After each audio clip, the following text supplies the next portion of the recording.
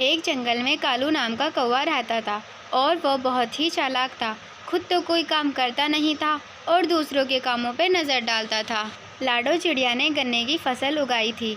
उस गन्ने को बेचकर वो अपना घर चलाते थे।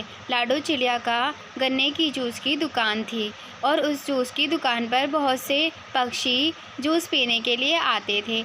एक दिन कालू कौवा और गोरी कौवी भी उसकी दुकान पर जूस पीने के लिए आ गए। गोरी कौवी कहती है, अरे ओ लाडो चिड़िया, जरा अपने हाथों का ठंडा ठंडा जूस तो पिलाओ।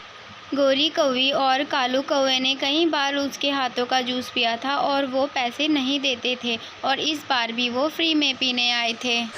पैसे होंगे तो ही मैं अपना जूस दूंगी तुम्हें, वरना मैं नहीं दूंगी। ऐसी क्या बात कर दी लाडो चिड़िया, ले लेना ना पैसे, हम दे देंगे ना, भागे थोड़ी ही जा रहे हैं कहीं। तुम हर बार यही कहते हो, इसी बार का भी उधार तुमने अभी तक नहीं चुकाया है। लाडो चिड़िया, ये तुम ठीक नहीं कर रही हो, हम कौवों से दुश्मनी तुम्हें भारी पड़ेगी। गोरी कौवी और कालू कौवे को ये बात बिल्कुल पसंद नहीं आती है और वहाँ से अपनी अच्छी खासी बेइज्जती करवा के भाग निकलते हैं। तुमने बहुत अच्छा किया माँ, उन्होंने हमें पहले के पैसे भी नहीं दिए हैं। अच्छा हुआ उन्हें तुमने भगा दिया। हाँ बेटा, ये बहुत ही मुफ्तखोर कालू कौवा और गोरी कौवी हैं। कालू कौवा और गोरी कौवी अपने घर में आ जाते हैं और गोरी कौवी कालू से कहती है, अच्छा लग रहा होगा ना आपको अपनी बेइज्जती करवा के। अगर आज तुम भी अच्छा सा काम कर रहे होते तो हमें इतनी सुननी नहीं पड़ती।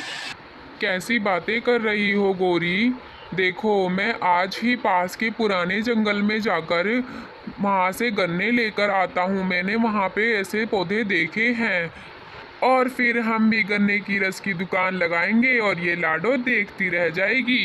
हाँ हाँ, क्यों नहीं, अब तो इसका बिजनेस चौपट ही होगा। हाँ चलो, अब हम पुराने जंगल की तरफ चलते हैं। ना कहकर दोनों कीकर के पेड़ से उड़ जाते हैं और पुराने जंगल की तरफ जाने लगते हैं और कुछ ही देर बाद वो पुराने जंगल में पहुंच जाते हैं और वो बांस के डंडों को देखकर कहता है, कालू कौवा, देखो गोरी, ऐसे ही तो थे लाडो के पास गन्ने के पौधे, मुझे यही लग रहे हैं कि ये ही गन्ने के पौधे हैं।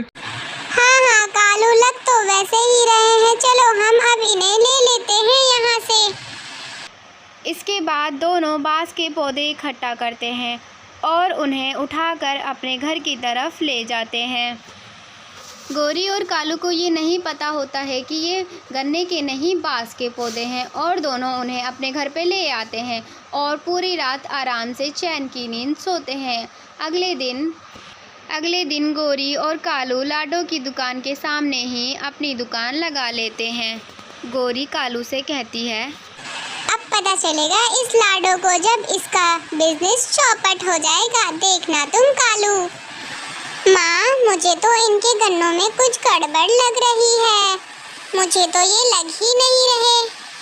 हाँ बेटा, मुझे भी कुछ गड़बड़ लग रही है, मुझे नहीं लगता कि ये गन्ने हैं। रुको, मैं जरा देख कर आती हूँ। इतना कहकर लाडो चिड़िया कालू और गोरी कौवे की दुकान पे जाकर बैठ जाती है। कालू कहता है, यहाँ क्या करने आई हो लाडो चिड़िया, ये देखने की अब तुम्हारा बिजनेस बंद हो जाएगा, डर लग रहा होगा तुम्हें ज़रूर, इसीलिए तो देखने आई हो कि हमने अपना बिजनेस कैसे खड़ा कर लिया एक दिन में। हमने कहा था ना तुमसे कि हमसे दुश्मनी महंगी पड़ेगी। मैं तो तुम्हारे यहाँ बस गन्ने का जूस टेस्ट करने आई हूँ, जरा मेरे लिए तो बनाओ एक गिलास, उसके लिए तुम्हें पैसे देने पड़ेंगे, पैसे। हाँ हाँ, ले लेना पैसे भाई, दे दूंगी पैसे, चलो अब बना के तो दो एक गिलास। जैसे ही गोरी बांस को गन्ने के जूस की मशीन में डालती है तो सारा बांस ख़त्म हो जाता है, पर उसमें से ज़रा सा भी जूस नहीं निकलता। तो गोरी कहती है, इतना बड़ा गन्ना डाला था तब भी ज़रा सा भी जूस नहीं आया कल्लू उसमें बाहर। ये देखकर लाडो हंसने लगती है ज़ोर ज़ोर से और कहती है, अरे पागलो, अगर बांस के डंडे में से गन्ने का जूस निकालोगे तो कहाँ से निकल जाएगा, ये बांस है, बांस गन्ना नहीं। कोई बात नहीं लाडो, लेकिन हम अपनी दुकान ज़रूर खड़ी करेंगे, देख लेना तुम, ज़्यादा खुश मत हो। चलो गोरी, हम पास के किसान की खेत में से जाकर गन्ने लेकर आते हैं और फिर अपनी दुकान लगाएंगे। इतना कहकर दोनों वहाँ से चले जाते हैं और किसान के खेत पर पहुँच जाते हैं। किसान के खेत में बहुत सारे गन्ने लगे होते हैं। कालू कहता है, देखो गोरी, तुम किसान का ख्याल रखना और मैं अंदर जाके गन्ने इकट्ठे करके लेकर आता हूँ। ठीक है कालू, ध्यान से जाना, मैं किसान को देखती रहूंगी यहाँ से। इतना कहकर कालू वहाँ से गन्ने इकट्ठे करने लगता है और कुछ आवाज़ सुनकर तभी किसान अपने खेत में चक्कर लगाने आ जाता है और जैसे ही वो कौवा को देखता है वो उसके पास जाता है और उसको मारने लगता है। किसान कौवे की पूंछ पर डंडा मारता रहता है बहुत तेज़ और कौवा चिल्लाता है, कहता है, मत मारो, मत मारो, मुझे मत मारो, प्लीज़ मुझे मत मारो। जैसे ही वहाँ से कालू कौवा उड़कर भागता है वैसे ही गोरी कौवी भी उसके पीछे पीछे आ जाती है। दोनों वहाँ से भागकर कहीं दूर, बहुत दूर चले जाते हैं वहाँ से।